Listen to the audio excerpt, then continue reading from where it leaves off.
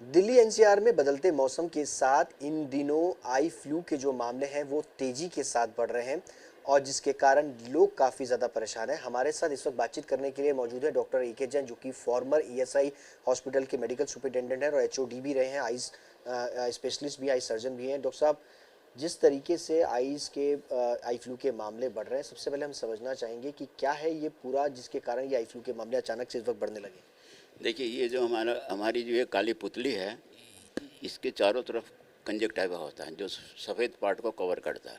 इसको कवर करते हुए ऊपर अपर अपर पुतली और नीचे की पुतली के ऊपर कवर करता है। इसकी जब इन्फेक्शन होती है उसको हम कंजक्टिवाइटिस कहते हैं।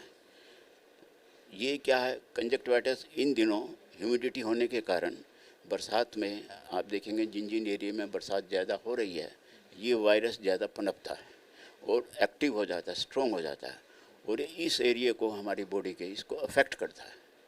और इस अफेक्ट के कारण ये हमारी आँखों के अंदर अफेक्ट करता है, असर डालता है और जो विदिन 15 से 20 घंटे के अंदर ये अपना रूप दिखाता है। अंदर स्टार्टिंग में दर्द होता है, पानी आने लगता है, ऊपर नीचे की पलकें सोलन हो जाती है और आदमी पेनफुल होकर देखता है कि ये क्या हो गया, आंखें लाल हो जाती है।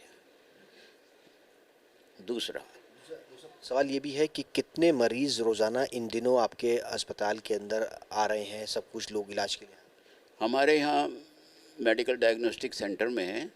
यहाँ पर सुबह के टाइम बहुत मरीज आते हैं, 10 तकरीबन 15 मरीज से 20 तक आते हैं। शाम को 10 से 12 आते हैं। तो मैं समझता हूँ कि इन दिनों जो परसेंटेज है 20 से 30% इस फ्लू के कारण हमारी इसकी बढ़ोतरी हो गई है। और इसका सबसे बड़ा कारण जो है ये है ह्यूमिडिटी, मैंने जैसे आपको बताया, बरसात। और आँखों का हमारा जो इम्यूनिटी सिस्टम है डाउन हो जाता है बिकॉज ऑफ वेदर चेंजेस। और ये वायरस ये अटैक करता है। ये वायरस की कौन सी स्ट्रेन है, ये इस पर अभी हमारी रिसर्च चल रही है। जब हमें इस स्ट्रेन का पता लग जाएगा तो ट्रीटमेंट ये हमारा जो 5-6 दिन का है ये इफ़ेक्टिव हो जाएगा, 1-2 दिन में ठीक हो जाएगा। तो सर, एज ग्रुप की बात करें तो किस एज ग्रुप में ज़्यादातर इस वक्त जो है वो हो रहा है? और सवाल ये भी है कि लोग बाग डरते हैं कि आई फ्लू हो गया है तो आप गॉगल्स लगा लीजिए, इससे बचा जा सकता है। क्या ये सही उपाय है, गॉगल्स लगा करके दूसरे से नहीं फैलता? देखिए, जहाँ तक एज ग्रुप का सवाल है, ये बच्चों से लेकर बड़ों तक, बूढ़ों तक सबको फैलता है।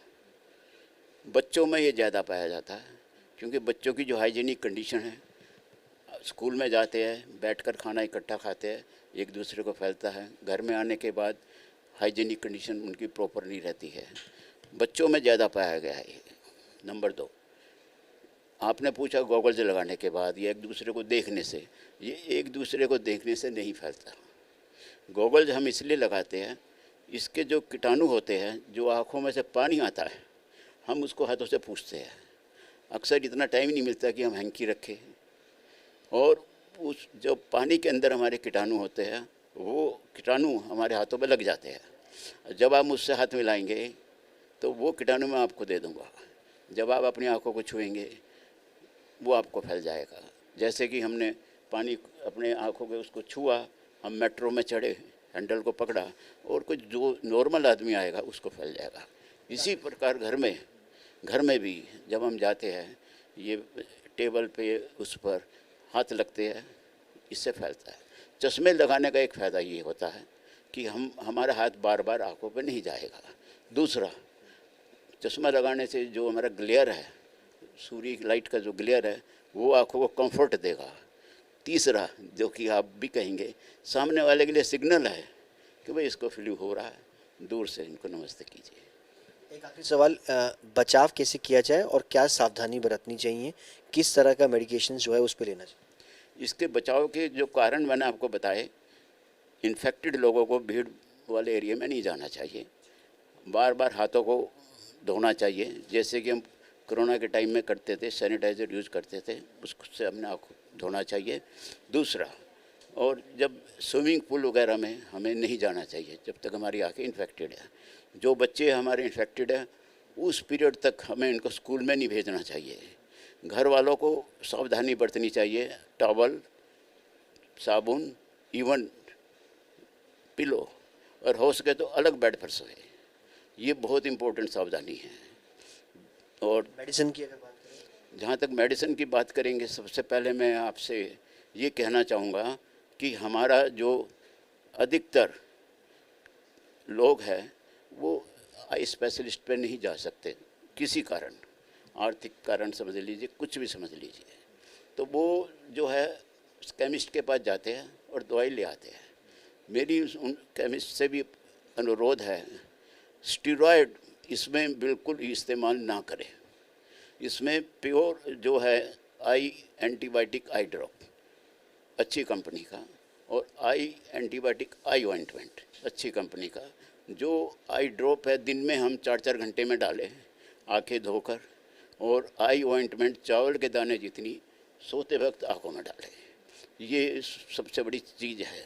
दूसरा, अगर हमें लग रहा है 3-4 दिन, ये अक्सर 5 से 6 दिन लेता है, अगर उसके बाद भी ये ठीक नहीं हो पा रहा है तो आँखों में से म्यूकॉइड अगर डिस्चार्ज आने लगता है वाइट कलर का और आंखें सूज रही है, तो फिर हमें आँखों के डॉक्टर को दिखाना पड़ेगा। बहुत बहुत शुक्रिया बातचीत करने के लिए डॉक्टर ए.के. जैन साहब, जिनका साफ तौर पर कहना है कि सावधानी बरतने की खास ज़रूरत है। हाथों को बार बार धोएं, अपने हाथों को दूसरों के साथ ना मिलाएं, जिसके कारण इस फ्लू को बढ़ने से रोका जा सकता है। और इसके अलावा स्टेरॉइड्स का इस्तेमाल कम से कम करें, ये आपकी आंखें खराब कर सकता है, और डॉक्टर से प्रिस्क्राइब करने के बाद ही मेडिसिन लें।